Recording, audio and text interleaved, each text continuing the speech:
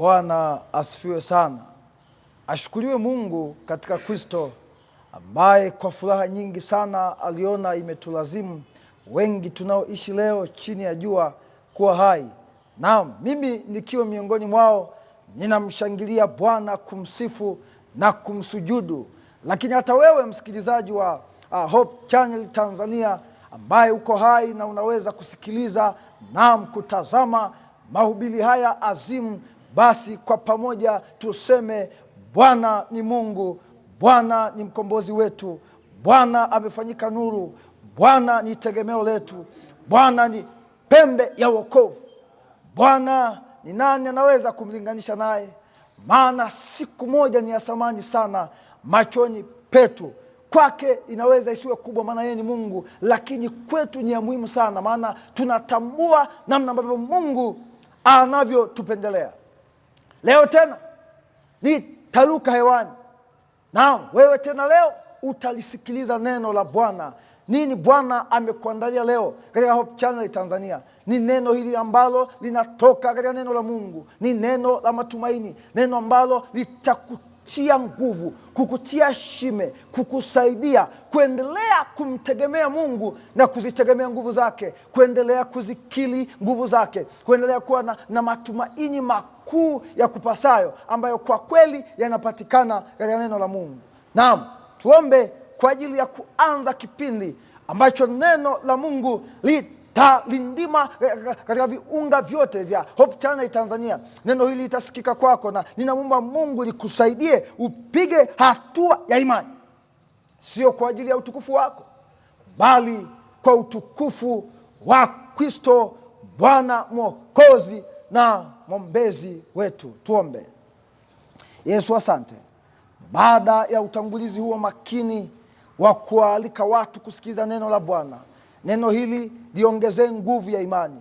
Neno hili ulitakase, maana neno lako ndiyo kweli, na Yohana anasema uwatakase kwa ile kweli. Neno lako ndiyo kweli. Neno hili ambalo litatoka katika midomo yangu, lakini liko katika neno la Mungu, ulitakase midomo hii, uitakase, ili neno likipita lichome dhambi, liokoe watu, liwaandae kwa ajili ya ufalme wa milele. Acha neno lako lisikike. Niondoe mimi hapa, bali Yesu asimame mbele yangu. Naam, msalaba tangulie mbele kwa ajili ya utukufu wa Bwana, kwa jina la Yesu Kristo, amen. Bwana asifiwe tena. Ninakukaribisha katika neno la Bwana, na neno la Bwana siku ya leo litatoka katika kitabu cha Wafilipi 3 fungu la 12 hadi fungu la 14.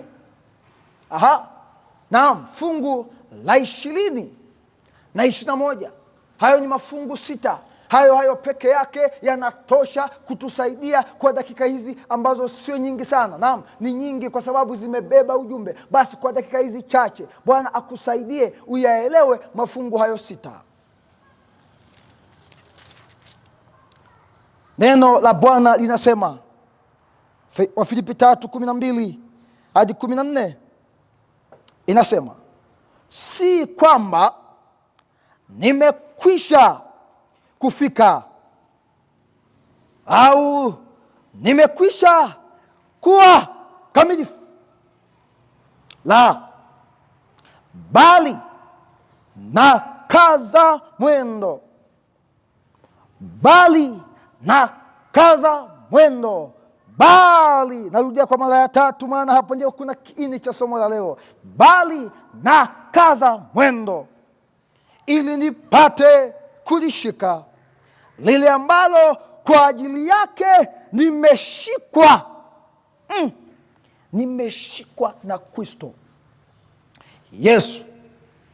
Ndugu, sijizanii nafsi yangu kwamba nimekwisha kushika, ila natenda neno moja tu, nikiyasahau yaliyo ya nyuma, nikiyachuchumilia yaliyo ya mbele, na kaza mwendo. Kaza mwendo imerudiwa tena, na kaza mwendo niifikirie mede ya thawabu ya mwito mkuu wa Mungu katika Kristo Yesu. Na fungu la 20 anasema,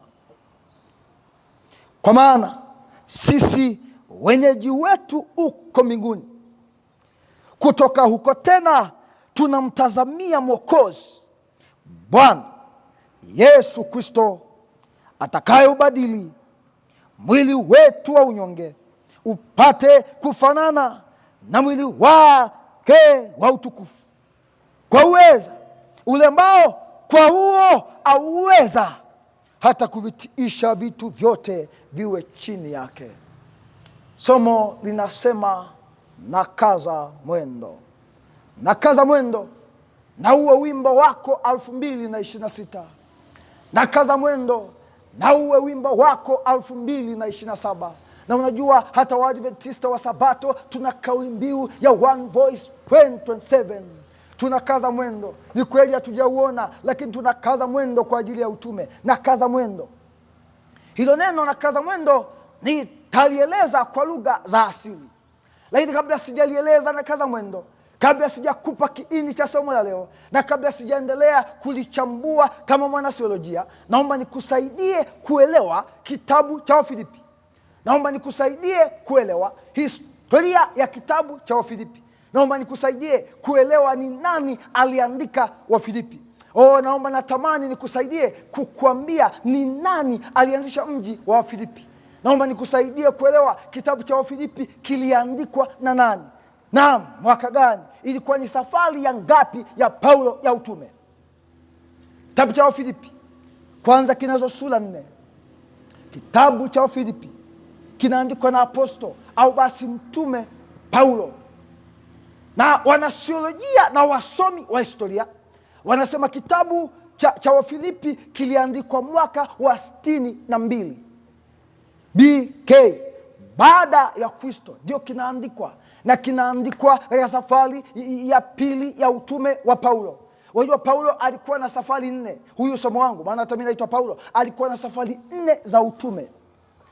Safari ya kwanza ya utume Paulo alianza mwaka 46 hadi mwaka 48 baada ya Kristo BK.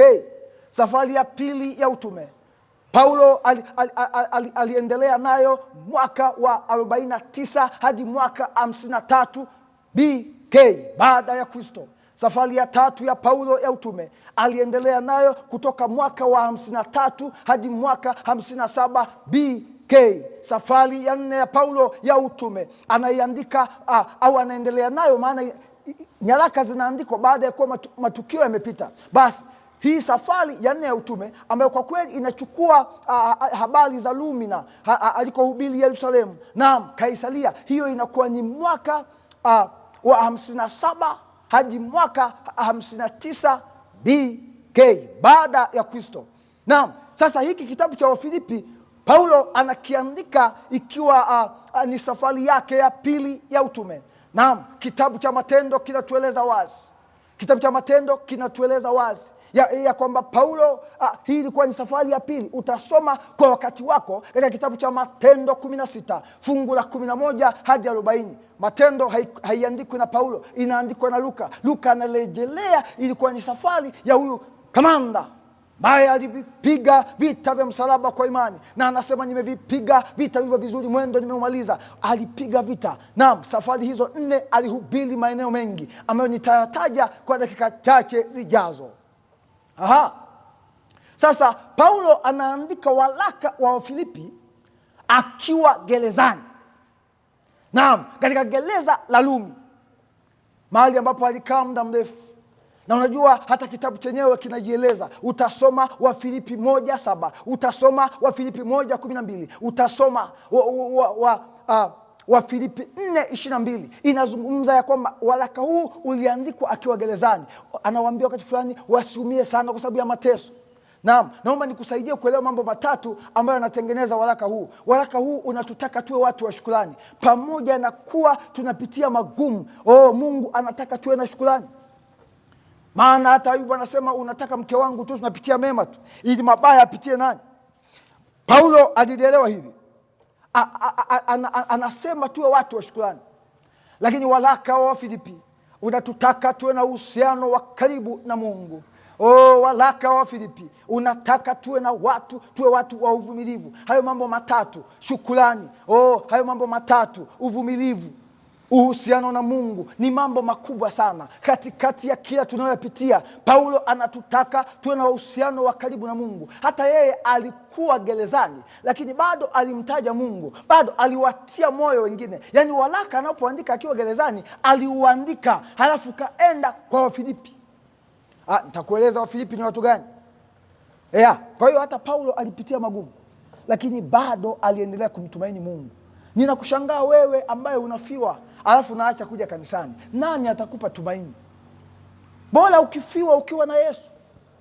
Na hata Paulo wakati fulani anasema kuishi ni Kristo, kufa ni faida. Yaani kuna mtu hata akiugua muda mrefu hajasalimiwa na mtu, haji kanisani. Hivi kanisa ni la mtu au kanisa ni la Yesu? Nilikuwa najaribu kuchombeza au kudonoa ili uelewe ya kwamba katika kila tunayopitia tunapaswa kumwamini Bwana. Mji wa Filipi uliandikwa, mji wa Filipi ulianzishwa na mfalme anaitwa Filipi, mfalme Filipi wa pili, na anauita mji huu ambao unatengeneza jina la kitabu hiki mwaka wa 356 KK kabla ya Kristo. Mji wa Filipi ulianzishwa, na historia inaniambia ulikuwa ni mji wa kibiashara na uchumi. Ninatamani kuwaona Waadventista wa Sabato wenye uchumi, wafanya biashara wakubwa, matajiri wa dhahabu, matajiri wenye nyumba za wageni, wenye mashamba makubwa, wanaofuga nyuki, matajiri kabisa. Maana hata mji wa Filipi ulikuwa ni mji wa kibiashara na uchumi. Mji wa Filipi unaitwa ili kuwa kumbukizi ya vita ya kijeshi iliyofanyika katika mji wa Filipi huo, ambao ni mji unaopatikana katika jimbo la Makedonia. Unaitwa mji wa Filipi kwa sababu ya kukumbuka ushindi wa Filipi kwa wale watu wa taifa la Slasia. Historia inasema, na naomba nikwambie tu, huu mji wa Filipi ulikuwa karibu na mto unaitwa Ganges. Kwa hiyo ni mji wa kibiashara. Mito haijaanza leo, ilikuwepo, na namshukuru Mungu aliyeumba bahari na mito. Anapaswa kusifiwa. Hata Wafilipi wangepaswa kumsifu Mungu, yeye ambaye kwa kweli ndiye aliupamba mji wao kwa biashara na uchumi. Naomba nikusaidie kuelewa historia. Naomba nikusaidie kuelewa historia ya kwamba huu mji ulikuwa ni mji wa kibiashara na uchumi, ambao kwa kweli yule Filipi wa pili ndiyo ambaye kiongozi wa kwanza wa taifa hilo. Alafu baadaye mji wa Filipi ulitawaliwa na kiongozi anaitwa Alexander Mkuu. Waingereza wanamuita Alexander the Great. Ndiyo mtu ambaye anafuata baada ya utawala wa mfalme Filipi, na baadaye ufalme wa Filipi huu ukatawaliwa chini ya dola ya Kirumi. Na unajua hata dini kuu iliyokuwa katika mji wa Filipi ni dini ya Roman Catholic, au basi dini ya Roma. Maana Roma ya sasa, huu Katoliki umetokana na Rumi ya kipagani. Kwa hiyo kumbe dini ya Wafilipi ilikuwa ni dini ya Roma, mji wa Wafilipi. Na naomba nikusaidie, mwandishi wa kitabu cha Wafilipi ni Paulo, ambaye yeye hapo mwanzo alikuwa ni muuaji. Hata wito wake katika Matendo sura ya 9 anaupata akiwa anaelekea Dameski kwa ajili ya kuua watu.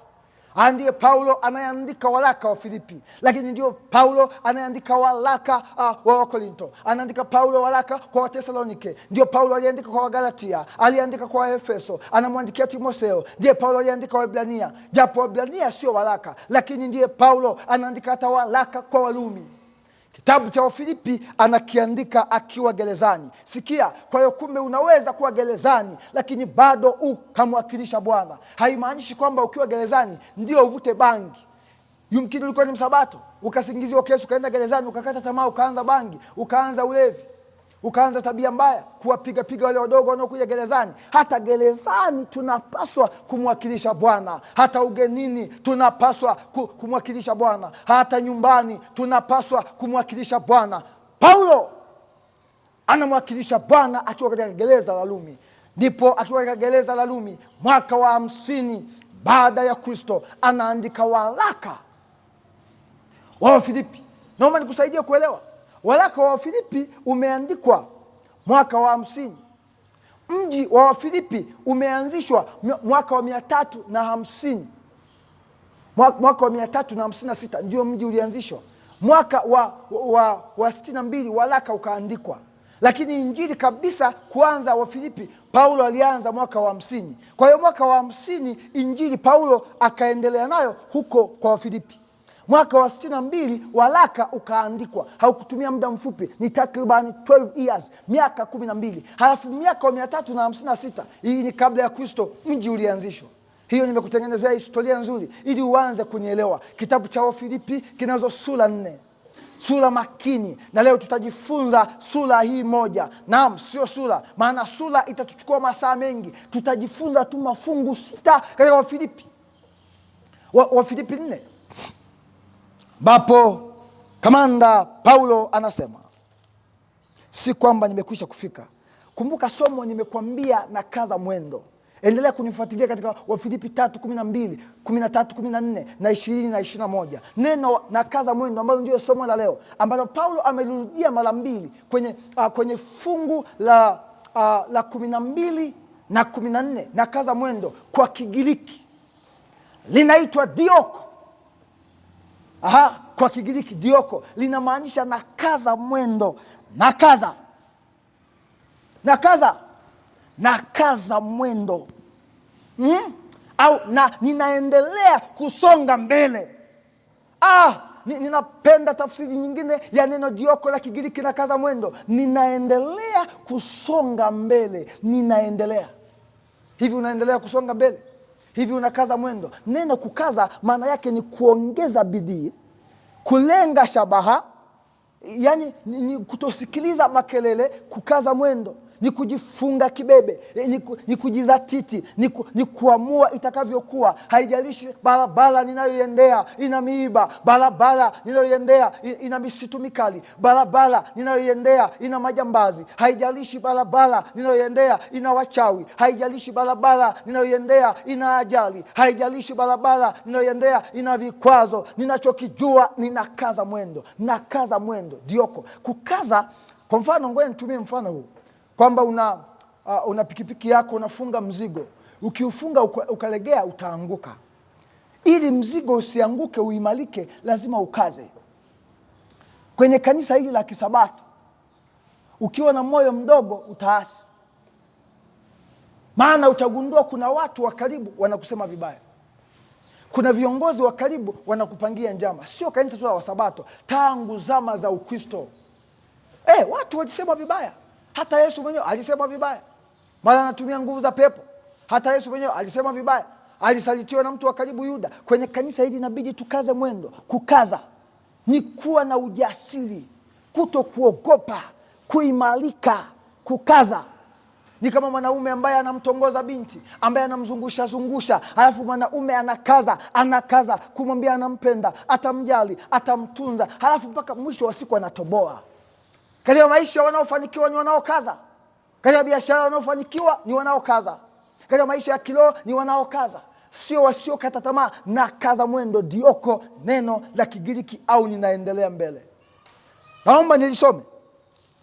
Sio kwamba nimekwisha kufika. Hivi tumefika? Wapenzi, hatujafika. Na tunakaza mwendo. Tunaelekea wapi? Tunaelekea Zayuni. Zayuni ni wapi? Ni mji wa Mungu. Sio kwamba tumekwisha kufika. Hata Paulo, pamoja na kuandika yote haya, hakuwa amefika. Paulo amehubiri sana maeneo mengi duniani, na kitabu cha Matendo, mimi kama mtafiti nimekichambua, nikaangalia kwamba Paulo alihubiri sana.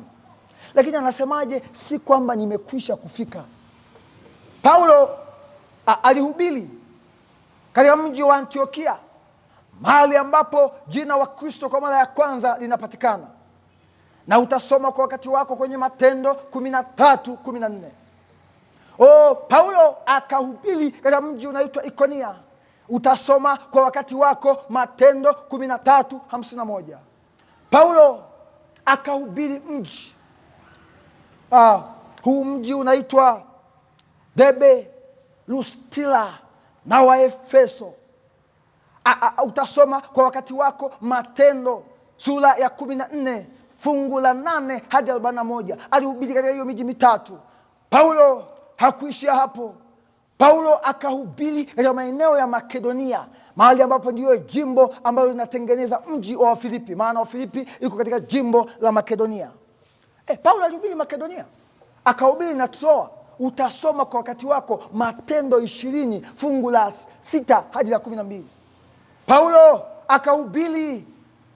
akahubiri Yerusalemu na Kaisaria. Utasoma Matendo 21 fungu la 8 hadi la 17. Paulo akahubiri katika Rumi. Utasoma Matendo 28 16 hadi 31. Lakini pamoja na kuhubiri kote, pamoja na miujiza yote, pamoja na imani yote, pamoja na uongofu mpya, pamoja na kuonekana na Roho Mtakatifu, pamoja na kuifia imani, maana Paulo aliifia imani, anauawa kwa kukatwa kichwa na mfalme wa Rumi anaitwa Caesar Augustus Germanus. Alimkata kichwa Paulo kwa sababu ya Injili. Pamoja na kuwa Paulo katika miji hiyo kuna wakati alihubiri usiku kucha, ikiwemo miongoni mwa mji kama Troa. Paulo kuna wakati alihubiri Injili na watu wakamwonea wivu, kwa sababu watu hawapendi kuambiwa ukweli. Kama leo, Paulo alipigwa mawe. Na kuna wakati Paulo alikuwa na Barnaba. Utasoma kwenye Matendo hiyo. Paulo kuna wakati alifidwa kupondwa mawe. Paulo kuna wakati alivunjikiwa merikebu. Paulo alikuwa ni mtu wa imani. Kuna wakati aliomba watu wakafufuka, leso zake zikaponya. Paulo alikuwa ni mjumbe wa baraza la Sanhedrin. Paulo alionekana kuwa ni mtu wa ushawishi. Pamoja na ufarisayo, pamoja na usomi, pamoja na yote, bado Paulo anasema sio kwamba nimekwisha kufika. Ni kweli katika Ukristo wetu kuna watu watatusifu sana, sisi ni wana maombi, waambie bado sijafika na kaza mwendo. Ni kweli unatoa fedha nyingi, kwa kweli unajitahidi, moyoni jiambie sijafika, maana Zayuni inatungojea. Si kwamba nimekwisha kufika, ni kwamba nimekwisha kufika au nimekwisha kuwa mkamilifu. Wapendwa, bado hatujawa wakamilifu. Ni kweli naweza kuwa kiongozi wako, mtu fulani anaweza kuwa mchungaji wako, hajakamilika. Tunakamilishwa na neema ya Kristo, na kukamilishwa ni zoezi la kila siku. Tunakamilishwa na neno, tunakamilishwa na Yesu mwenyewe, ambaye yeye ndiyo yote katika yote. Kwa hiyo usikate tamaa kwamba kuna mtu kabisa utamuona alikuwa ni mchungaji mwenye nguvu. Ndio, mtu kabisa utamuona mwingine ni mhubiri mwenye nguvu, mwingine utamuona ni mwinjilisti wa vitabu mwenye nguvu, mwingine ni mzee wa kanisa mwenye nguvu, akaanguka katika dhambi ya uzinzi, hajakamilika. Si wafundishi watu kuanguka katika dhambi, maana kwa kweli tuko duniani. Na ndio maana Yohana anasema kama mtu akitenda dhambi, katika Yohana 1:1, tunaye mwombezi kwa Baba, Yesu Kristo mwenye haki. Fungu halijafundisha tutende dhambi, ila fungu linatutaka tuendelee kumtegemea Mungu, tujione ni wa dhambi na tunaweza kuanguka saa yoyote, lakini usikubali kuanguka. Kuna watu miaka yote tangu wameamini wao wanaanguka kwenye uzinzi tu, kwamba wengine hatuwaoni wanawake. Sio kwamba nimekwisha kuwa mkamilifu. Ni kweli nimehubiri sana, ni kweli nimehubiri Antiokia, nikaenda nikahubiri Lustra, nikahubiri Derbe, nikahubiri Makedonia, nikahubiri Kaisari, nikahubiri Yerusalemu, nikahubiri Roma. Ni kweli nimehubiri katika maeneo mengi, lakini ninachokijua sio kwamba nimekwisha kuwa mkamilifu.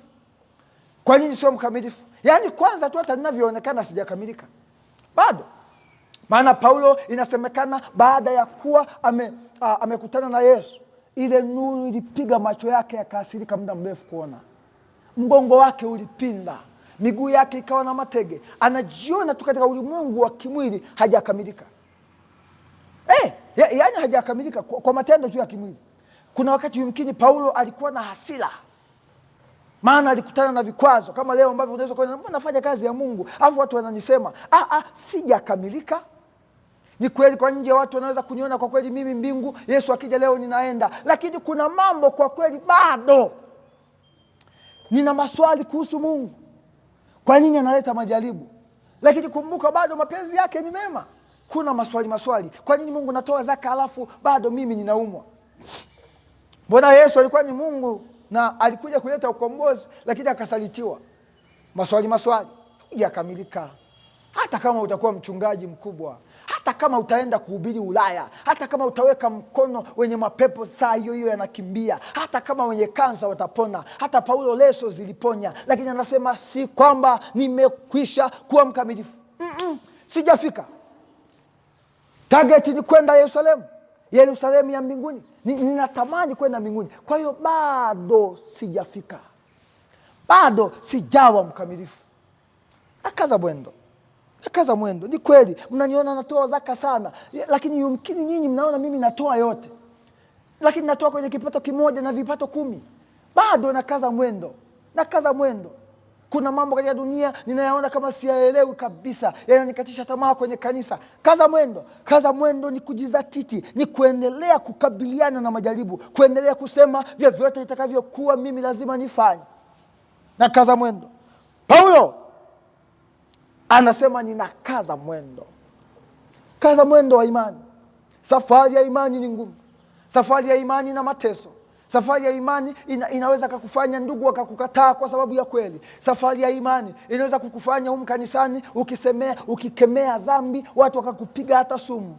Ni kweli utayasikia hayo, lakini kaza mwendo, maana target yako, shabaha yako ni mji wa mbinguni unaokuja. Kaza mwendo kwa jina la Bwana. Nami ninakuombea unayesikiliza neno hili la Bwana, kaza mwendo. Ni kweli yatakuja mengi. Ni kweli wakati fulani utafilisika. Ni kweli wakati fulani wachawi watakuwa wanakusumbua kwa sababu ni mwana maombi. Kaza mwendo. Kaza. Maana waliotutangulia walikaza mwendo. Ninawashangaa sana watu fulani ukimwambia nikupe kitabu hiki cha Sabato ya kweli, anakuambia nimeokoka. Na niwe kukutana na mtu wakati natoka Bugema nikafika Bukoba, mlokole anasema mimi hata mwanamke akivua au akiwa na kasketi kafupi sitazami. Babu, tuko duniani. Kaza tu mwendo. Maana jiangaliaye amesimama, aangalie asianguke. Alafu wa kwanza watakuwa wa mwisho. Acha kujisifusifu. Mimi tangu mwaka umeanza sijafanya uzinzi. Sawa, mshukuru Bwana, sio wewe. Kwa sababu ni kweli unajikana nafsi, na tunapaswa kujikana nafsi, lakini usijisifu. Maana matendo yetu mema tunayotenda ndani ya Yesu. Acha kujisifusifu. Hata kama utajenga kanisa mwenyewe, hizo hela ni za Bwana. Hata tabia ya kujisifu inaonyesha kabisa hatujakamilika. Unakutana na wazee wa kanisa wanasema isingekuwa mimi, kanisa lisingejengwa. Sema isingekuwa Yesu ndani yangu. Acha wengine wakuseme. Sio unakaa unajisifusifu. Hakuna mhubiri anayeweza kunifikia mimi. Wewe tuna mashaka na wewe, hujakamilika. Kaza mwendo. Ni kweli unaweza ukashinda uzinzi, uongo, uchawi, uendi kwa waganga. Ni kweli una dhambi nyingi, lakini bado kuna kadhambi ka kujisifu. Hakuna aliyekamilika. Tunakamilishwa na Yesu.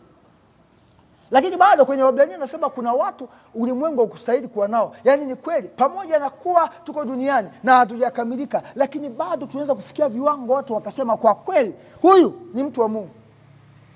Kama yule Elisha alipokuwa anapita kwa yule mwanamke Mshunami, yule mwanamke akasema huyu ni mtu wa Mungu, na tumfanyie kibanda, tuweke kitanda, tuweke meza, tuweke kinara cha taa. Mtu wa Mungu anaonekana. Mwingine kujua ni mtu wa Mungu ni ngumu. Kwa muda wote amenunanuna tu. Hapendi watu. Hafurahi mafanikio ya watu. Yaani yeye kutabasamu ni ngumu. Hata kama utahubiri kwa kuchekesha, utafundisha, kutabasamu yeye hamna. Biblia inasema tupeane busu la upendo.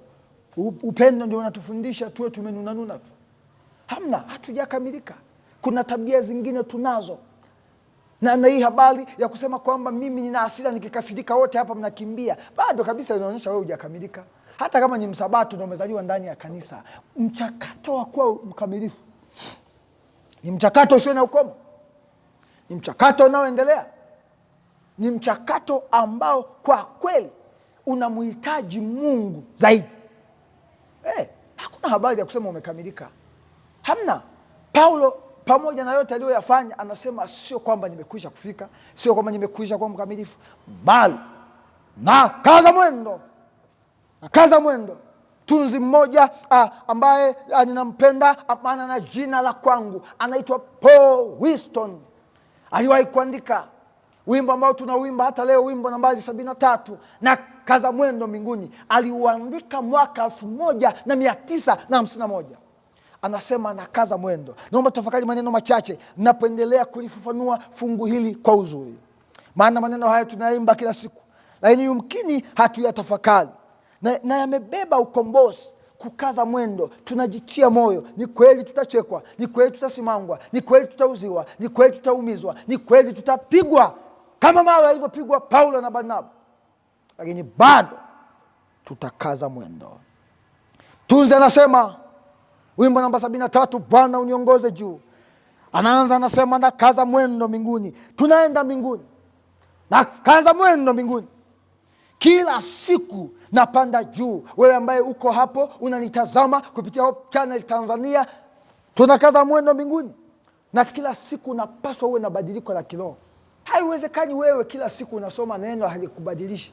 Tumekuwa tu wazungumzaji wa neno. Kwenye lesoni tunachangia, uzinzi sio mzuri, lakini tuna vimada wengi, na wengine tumediliki hata kuzini na waimbaji, wengine wake za wazee wa kanisa, wengine tunazini hadi na wake za wachungaji. Halafu tukiimba tunakaza mwendo. Na kaza mwendo mbinguni ni wimbo ambao unatusaidia ya kwamba sisi hatujakamilika. Unatukumbusha kuendelea kumtazama Yesu kila siku, maana kwa kutazama tunabadilishwa.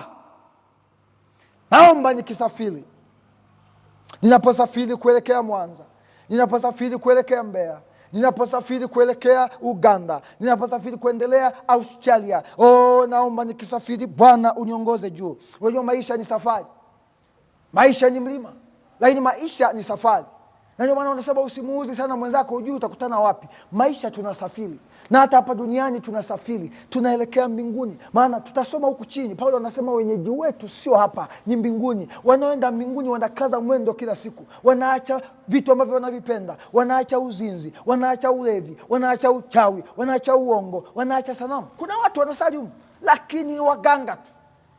Bado jipime, kaza mwendo. Naomba nikisafiri, Bwana uniongoze juu. Lakini mtunzi anasema moyo wangu hautaki kukaa palipo shaka. Hapa tuko na shaka mno. Tuna mabiashara tutawaza tutaibiwa, tuna shaka mno, kifo kinatungoja, tuna shaka ajali ni nyingi, tuna shaka siasa zimechafuka, tuna shaka maisha yetu hatuyaelewi. Wengine wanapenda chini, wanapenda. Ndio maana wengi leo wanapenda kula kitimoto, Biblia imekataa. Wengine wanapenda ulevi, na wengine wanakuja kanisani humu, ila bado ni walevi wakienda kwenye harusi za usiku. Na wengine wanavaa nguo fupi, wengine wako nje huko wengi, lakini wengine wanavaa nguo fupi humu ndani. Na wengine ukihubiri habari za kusuka unawakwaza, ni kana kwamba kusuka ni utakatifu mno. Na wengine ukihubiri dhambi kanisani wanachukia. Sikiliza, wengine wanapenda chini, mbingu wachache sana wanaipenda.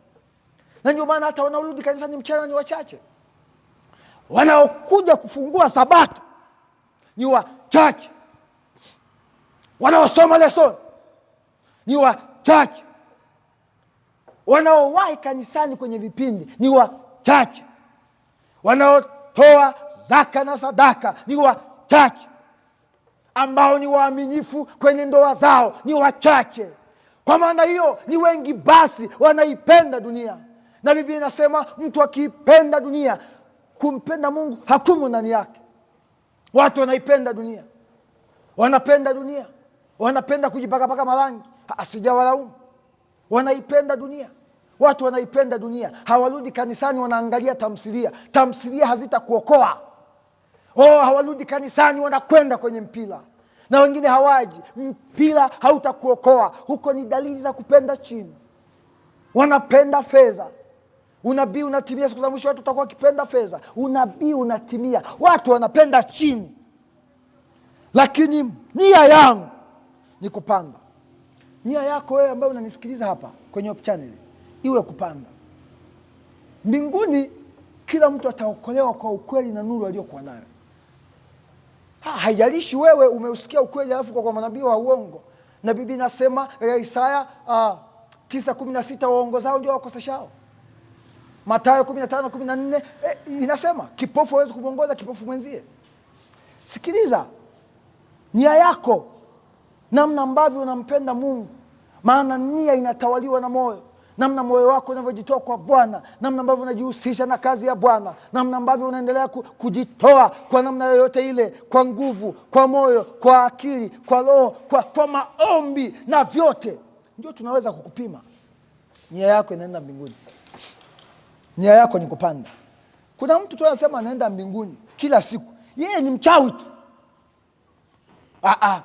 Mbona kazi yao? Mimi nimekutana na wengine ni washiriki la wachawi. Mazungumzo yao, nimefiwa mtoto wangu, ama ananipigia simu, marehemu anampigia simu, uchawi. Na wengine yani kabisa unaona dalili. Na wengine tunawafahamu wameua watoto wao, na wengine wanawasumbua hadi wachungaji. Halafu akija kanisani anaimba nia yangu ni kupanda. Unapanda na uchawi wako. Hakuna habari ya kung'ang'ania dhambi, unasema unapanda nia. Na wengine kwenye machangizo, yani kutoa, yeye anaona kabisa kama anapoteza, hana nia ya Mungu. Watoaji wanasema tafute kwanza ufalme wake na haki yake, na mengine yote utazidishiwa. Hiyo ni Mathayo 6, utasoma kwa wakati wako 31-33. Msisumbukie mle nyinyi mvae nyinyi. Kula ni muhimu, msisumbukie. Yani kuwekeza nguvu zenu sana kwenye mambo ya dunia. Ndio yeye anasema wengine wanapenda chini. Sasa wewe hautaenda mbinguni kwa sababu ya wengine. Kila mtu ataubeba mzigo wake mwenyewe. Kuna wimbo wa Kisukuma unasema okolibo cha ngwenekele ngwenekele ngwenekele, okolibo cha ngwenekele ele ni goli yako ngwenekele, utaubeba mwenyewe mwenyewe mwenyewe, utaubeba mwenyewe mzigo wako mwenyewe. Hakuna mchungaji atakaye kubebea mzigo. Akubebe mzigo kwa sababu gani? Hamna, kila mtu atabeba mwenyewe. Kuna watu wanasema mbona wake za wachungaji wanasuka? Babu, wengine wanapenda chini. Nia yangu ni kupanda. Bwana, nakupe nia ya kupanda kila siku. Kila siku ongeze maombi, kila siku ongeze juhudi, kila siku ongeze tumaini, kila siku utazame msalaba, kila siku mtazame Mungu, usimtazame mwanadamu, utaanguka. Nia yako ni kupanda. Uendelee kuhakikisha unafunga kwa ajili ya uzinzi ambao umekufanya ukafutwa ushirika mara ya kwanza, mara ya pili, bado unaendelea nao. Kupanda. Wewe sio kila siku ni mnafiki tu. Unawasema wachungaji wenzio, unawasema wazee wenzio, alafu ukikutana nao unawachekea. Nia yako ipande. Wewe kila siku ni mwizi wa zaka na sadaka tu. Wachungaji tumehubiri, tukahubiri, tukatoa jasho, wewe bado unaiba zaka na sadaka tu. Na umebarikiwa. Na hakuna fedha utakwenda nayo kaburini. Fedha unazopoteza kwenye uzinzi na umalaya ni nyingi kuliko ambazo unatoa zaka. Alafu ukija unasema nia yangu ni kupanda. Paulo na Paul Winston, tunzi wa wimbo nambari 73, wanasema nia yetu ni kupanda. Haijalishi njiani kuna miiba, haijalishi njiani kuna vikwazo, haijalishi njiani kuna maumivu, haijalishi njiani kuna kifo. Ninachokijua habari njema ni hii, nia yangu ni kupanda. Maana Bwana aliyeanzisha mashindano ya imani atayatimiliza hata siku ya Kristo Yesu. Beti wa 3 katika wimbo namba 73 anasema, nataka kupanda juu nisishindwe na adui. Adui atakushinda maana huna maombi. Majaribu yatakupiga, huna maombi. Wanaoshindwa na adui wapo wengine kweli. Majaribu Mungu anakuwa ameyaruhusu yawafundishe kama Ayubu. Lakini kuna wengine wanashindwa na adui kwa sababu wao wenyewe wameshindwa kujiweka mikononi mwa Mungu. Sasa wewe huna maombi. Rafiki yangu, nafikiri akipita hapo mtoto kabisa kavalia na heleni kabisa na sketi fupi, mapaja yanaonekana, utaweza? Hamna babu. Kazana katika maombi. Nataka kupanda juu nisishindwe na adui. Kwa imani nasikia sauti ya washindaji. Wale kina Musa waliokutana na vikwazo vya wana wa Israeli, ni washindaji, walishinda. Ni kweli kuna wakati walianguka wakachukia, anaambiwa apige mwamba mara moja, akapiga mara mbili, ni sawa. Lakini kwa imani nasikia sauti ya washindaji. Musa yuko mbinguni. Utasoma kwa wakati wako Yuda 1:9. Wakati Shetani anapigana na Mikaeli juu ya mwili wa Musa, mwili wa Musa ulifufuliwa. Hata Injili inathibitisha wakati Petro anasema tujifanyie kibanda cha Musa na cha Elia. Musa yuko mbinguni, anatuwakilisha ambao tutaendelea kupiga vita vya imani hata kifo. Shida sio kufa, unakufa katika nani? Musa alikufa katika Kristo, na ndio maana akafufuliwa kwa imani. Nasikia sauti za washindaji ambazo zingine sio lazima wawe mbinguni, maana hakuna roho inayoenda mbinguni. Nasikia kwenye neno, nazisikia sauti. Yani kana kwamba mtunzi alipokuwa anaandika wimbo huu alisikia sauti, alisikia matendo makuu ya hawa watu walivyomtumaini Bwana. Kina Elia, kina Elisha, ambavyo wao walikuwa ni imani na imani peke yake. Sauti za washindaji zimetutangulia. Sasa ni wewe kuungana nao katika nia moja. Iweni na nia hiyo hiyo ambayo ilikuwamo ndani ya Kristo, ambayo yeye alikuwa yuna namna ya Mungu, unyenyekevu. Kuna wasabato sio unyenyekevu. Anakuja mchungaji kijana mdogo kwenye makambi, huyu kijana atatufundisha nini? Na wao wa sabato wanawazalau wachungaji, na wengine wanawakataa hata kwenye majuma ya maombi, kisa wana makanisa mazuri makubwa magorofa. Halitasalia jiwe juu ya jiwe. Kiburi cha Nebukadneza kiko huko kanisani. Huyu mchungaji kijana tumeletewa, wametuonaje? Natamani upande juu. Kila siku wewe mwana maombi. Watu maombi ya kanisani hawahudhurii, maombi ya binafsi hawana. Dunia wanaipenda. Kanisani wanakuja saa 5, hatukulaumu kwa kuchelewa kwako. Tuna watu ambao wiki nzima wanasuka, alafu Ijumaa anafumua. Hivi kama kweli kusuka ingehesabiwa dhambi, nani angepona? Wewe unayesuka pako unakuja nazo kanisani ni bora, maana umesema kabisa mimi nasuka. Ila yule ambaye anafumua Ijumaa ndio mbaya zaidi, anajificha, anataka tuoneshe yeye ni msabato. Biblia inasema kujipamba kwenu kusiwe kwa, haijatajwa dhambi moja kwa moja. Anasema kujipamba kwenu kusiwe kwa kusuka nywele, bali kwa utu wa moyoni usioonekana. Utasoma wakati wako Timotheo ya kwanza 2:9. Haijatajwa dhambi moja kwa moja, kama ambavyo kwenye Mathayo 23:29 anavyosema, ole wenu Mafarisayo wanafiki, mnayapamba makaburi. Upambaji. Lengo la Paulo kwenye kusuka, alikuwa anataka watu wajikite sana kwenye utu wa moyoni usioonekana, unyenyekevu. Hata hivyo kusuka hakujaanza leo. Nimefanya utafiti, Walumi walisuka. Wengine wanauliza kwa sabato, kwa nini wale wanasuka? Wanaenda jipatengenezo. Kwani huko utawalazimisha watu kuacha dhambi? Ni kweli kusuka kunaonyesha kabisa unavyoipenda dunia, hautaki kumpenda Mungu, lakini hakujatajwa dhambi moja kwa moja. Ila kusiwe kwa, bali kwa. Basi Mungu akusaidie. Maana tunapoelekea mwisho tutakiwa tutoke Babeli. Utasoma Ufunuo 18:4. Halafu mwili wako ni hekalu la Mungu. Utasoma Wakorintho ya kwanza 3:9. Kuna msabato, mtu fulani akihubiri kusuka anachukia. Biblia imeshauri, inatamani tuwe na mwenendo wa utaua, mwenendo wa utakatifu. Kwa hiyo basi, kaza mwendo. Kama kuna dhambi yako huwa inatajwa sana kanisani, jitahidi uiache. Maana wanaokaza mwendo wanaacha vitu vingi. Hata Yesu alisema anayetaka kunifuata na ajitwike msalaba anifuate. Ajikane mwenyewe. Kwa hiyo kuna mambo kama unayapenda, kama unapenda uzinzi, kama unapenda uchawi, kama unapenda kujipamba pamba na marangi hayo. Sasa kuna tofauti gani kati ya wewe unayekuja kanisani na anaenda disco? Sikulaumu unayesuka. Ila jitahidi ukaze mwendo. Kusuka mmefundishwa mara ngapi? Mbona wasabato wengine wa Ulaya wanasuka? Hawatakupa mbingu. Lakini basi tunashikwa na Kristo.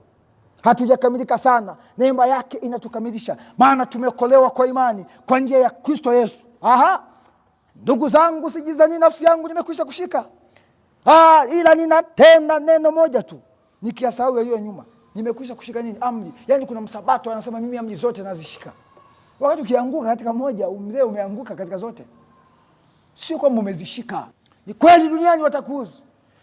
Kweli watakusema vibaya. Kweli watakusingizia. Ninachokijua, I'm going to heaven. Very soon, when the day will come, when Jesus will come and take me from this word of sin to heaven. Is that day I will receive many gifts according to what I did when I was on earth. Nilichokifanya nilipokuwa katika ulimwengu. Kwa hiyo sisi hatuishi kwa maisha ya sasa, tunaishi umilele ndani yetu. Ndio maana tunakusudia kuziona tabia za Mungu ndani yako. Mwingine anasema mimi kusuka labda tuende mbinguni ndio nitaacha. Uzinzi labda mpaka niende mbinguni ndio nitaacha. Wewe, mazoezi ya kwenda Yerusalemu yanaanzia hapa duniani. Na kaza mwendo. Na kaza mwendo. Ninajua lengo langu ni moja tu. Ninatamani kuketi na Mungu. Ninatamani kukutana na wazee wa imani. Ninatamani kuishi maisha ya umilele. Ninatamani kuchukuliwa katika utukufu. Ninatamani kuwa ambaye ameokolewa milele. Wokovu umetolewa, ni kweli, lakini bado hatujakamilishwa. Wokovu umetolewa, tumwamini Yesu kama njia ya kwanza, lakini njia ya pili ni kuishi maisha hayo ya Kristo. Njia ya tatu ni kutukuzwa. Atatuchukua katika utukufu, atatubadilisha, ataubadili mwili wetu wa unyonge upate kufanana naye, na mwili wake wa utukufu. Watu wote ambao mnatulisha hewani kupitia Hope Channel mtabadilishwa na mwili wa utukufu. Wachungaji wanaohubiri watabadilishwa na mwili wa utukufu. Wazee wa kanisa wenye imani watabadilishwa na mwili wa utukufu. Kwa pamoja bao tumeendelea kukaza mwendo. Saa inakuja waliokufa na walio hai tutabadilishwa. Naitamani siku hiyo, maana huu mwili unanichosha. Kuna wakati ninaugua, nijapokuwa nimenenepa ninakonda. Kuna wakati ninateseka, kuna wakati ninalia, kuna wakati ninachekwa, kuna wakati ninapata vidonda, kuna wakati rangi yangu inabadilika, na kuna wakati ninazeeka. Nikizeeka ninakaribia kifo, lakini saa inakuja ambapo Paulo anayekaza mwendo, anayetutia moyo tukaze mwendo, anasema iko saa ambaye yeye Mungu ataubadili mwili wetu wa unyonge pate kufanana na mwili wake wa utukufu. Kaza mwendo hadi mwisho. Kaza mwendo hadi mwisho. Kaza mwendo. Mwingine anasusiwa na kitu kidogo. Kwa sababu hata siku ajengelea makaburi. Imetajwa wapi ni dhambi?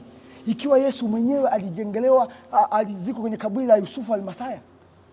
Mnahukumu ole wenu manafiki. Ni mafungu yanayowafundisha watu kutokujipamba sana kwa nje. Hata ile la Paulo alihukumu dhambi ya kusuka moja kwa moja, na ndio maana watu wengine wote kwenye Biblia isipokuwa Petro ndiye alizungumzia.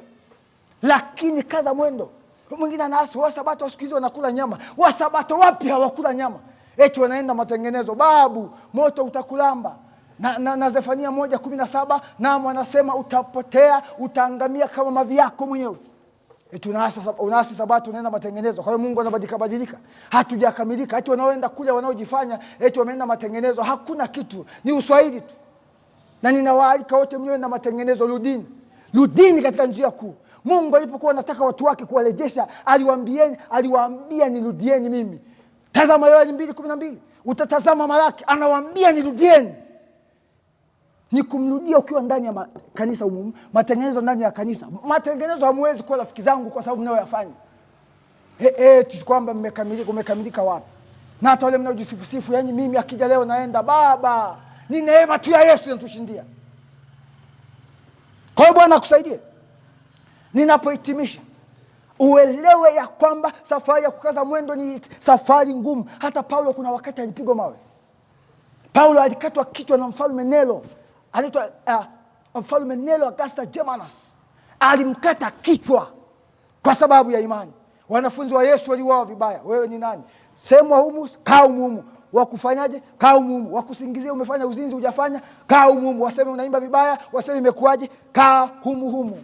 Maana Ufunuo 22:7 anasema heri ashikaye maneno ya unabii. Ufunuo 22:12 anasema naja upesi na ujira wangu mkononi kumlipa kila mmoja sawa sawa na matendo yake. Matendo yako ya duniani ndio atafanya ulipe mbinguni. Tunatenda matendo mema ndani ya Yesu. Acha kujisifu, hujafika. Yani mimi zaka natoa, yani kila kitu mwema. Yani mimi natamani, nasubiria tu kufa nife katika Yesu. Huko mwishoni ukikufuru ukamkana, ni neema tu, hakuna habari ya kujisifu. Acha wakusifu wengine. Halafu Ufunuo 22:20 anasema tazama, na aje huyu Bwana Yesu. Amina, na uje Bwana Yesu. Bwana anakuja atakayetulipa mede za sababu. Mungu akusaidie ambaye umesikiza somo la asubuhi ya leo. Naam, asubuhi inaelekea kuwa mchana, ya kwamba huyu Mungu atatupa mede za sababu. Kaa humu kanisani, kifo kikukute humu. Kaa humu. Leo wanaume wengi hawaendi kanisani. Sio kwamba eti wanafanya mambo ya maana mno. Wako bize na mipira, wako bize na dunia. Eti wanawake tu wanaimba hata kwaya. Wanaume kazeni mwendo, hamtaokolewa. Kalia uzinzi, tuna mazambizambi. Kutafuta hela zitawaokoa. Mungu akusaidie, kaza mwendo, maana Zayuni inakaribia na Yesu anakuja. Tuombe. Asante Mungu, maana somo la leo limetutia nguvu ya kwamba tukaze mwendo, tukaze. Tutachekwa, tutaumizwa, tutauawa, tukaze mwendo, maana unakuja. Bariki kila mtazamaji, akaze mwendo, msaidie kama kuna dhambi hajaiacha, aiache, maana unakuja. Hata hivyo kifo kiko kinakaribia sana. Yaani ajali ni nyingi, vifo ni kugusa, watu wanakufa wamekaa. Tusaidie, tukaze mwendo, tufanye matengenezo tukiwa hai, maana hakuna matengenezo ya mtu aliyekufa. Na ikiwa mtazamaji anauma ugonjwa wote, ponye kwa jina la Bwana. Wenye pepo kwa kutazama, ponye kwa jina la Bwana. Ambao hawana uchumi, wape uchumi, wakaze mwendo wakitafuta mali pia, ili wasikuache Yesu. Asante kwa sababu tumebarikiwa, tumeinuliwa, tumekombolewa. Tuandae kwa ufalme wako. Bariki Hope Channel Tanzania wanaorusha matangazo haya, na kila anayefanya kazi kwa ubora katika kanisa hili msaidie, maana utakapodhihirishwa tutapata taji. Wote uwabariki, na kanisa ulimwenguni, General Conference hadi mitaani huku, utubariki. Neema yako itutoshe na kutushindia kwa jina la Yesu. Amen.